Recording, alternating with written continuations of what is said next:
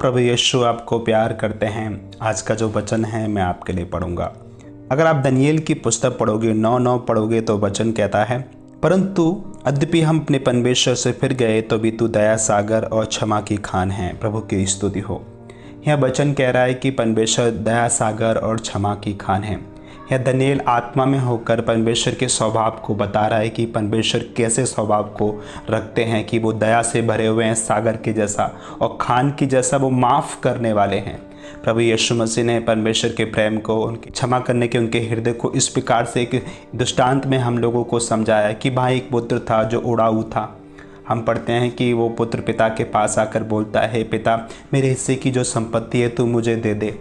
और हम वचन में पढ़ते हैं कि वो पिता उससे प्रेम करता था और इसलिए उसकी संपत्ति उसके हिस्से की उसको दे दी। पुत्र जो था वो पिता के साथ नहीं रहा। हम पढ़ते हैं कि वो अपनी सारी संपत्ति इकट्ठी किया और परदेश चला गया। और वचन में हम पढ़ते हैं कि वो व्यक्ति लड़का वहाँ जाकर पूरी सारी संपत्ति बेश्याओं में, कुकर्म में और सारे गंदे काम में उसने लुटा दी। और हम पढ़ते हैं कि उसके जीवन में विपत्ति आई, अकाल आया और वो ऐसी दशा उसकी हो गई कि खाने का भी उसका ठिकाना नहीं बचा।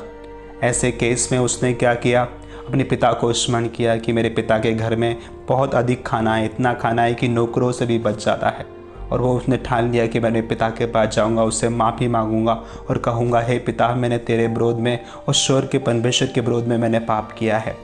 बाइबल कहती है जब वो लौट के आ रहा था, पिता उसे दूर से ही देखा उसको और पिता भागा भागा उसकी तरफ गया, उसे सीने से लगा लिया, उसे चूमा। बाइबल कहती है वो बेटा बोलने की कोशिश कर रहा, पिता मैंने आपके विरोध में और स्वर्ग के राज्य के विरोध में पाप किया है। पिता ने उस पर कान नहीं लगाया। पिता एकदम से बोला, इसे चप्पल पहनाओ, इसे नए कपड़े पहनाओ, इसे अंगूठियाँ पहनाओ। वो प्रेम से और दया से भरा हुआ था। पिता ने कतई नहीं सोचा कि मेरी इतनी लाखों रुपए की संपत्ति उसने पूरी उड़ा दी है, ये पता नहीं कैसे कैसे कुकर्म करके आया। पिता ने उस पर कतई मन नहीं लगाया। उसके मुंह की माफ़ी के शब्द भी सुनना पसंद नहीं किया। वो तो उसको देखते ही एकदम से माफ़ कर दिया क्योंकि वो अपने बेटे को प्यार करता था। हाँ मेरे प्यारे बहन भाइयों, परमेश्वर का हृदय बिल्कुल ऐसा ही है। वो हमें प्यार करते हैं, वो हम में रुचि रखते हैं। वो चाहते हैं कि हम उनके पास रहें, उनकी स्तुति करते रहें, उनकी प्रशंसा करते रहें। वो हमारी किसी चीज़ में मन नहीं लगाते, वो हम में रुचि रखते हैं, वो हमारे जीवन में रुचि रखते हैं।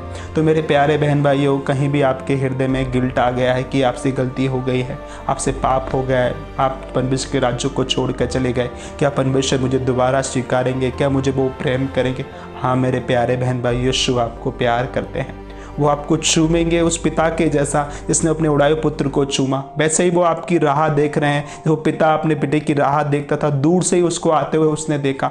हो सकता है कि हर दिन वो शाम को बैठ के अपने बच्चे की राह को तकता होगा कि मेरा बेटा आज लौट आएगा। हाँ मेरे प्यारे बहन भाइयों, वैसे परमेश्वर आपके लिए राह तक रहे हैं कि मेरा बच्चा आज लौट आएगा, आज मैं उसको चूमूंगा, आज मैं उसको आशीष दूंगा। प्रभु आपकी वाट जो रहे हैं। आइए हम प्रार्थना करते हैं कि परमेश्वर हमें अपने करीब आने में हमारी मदद करे।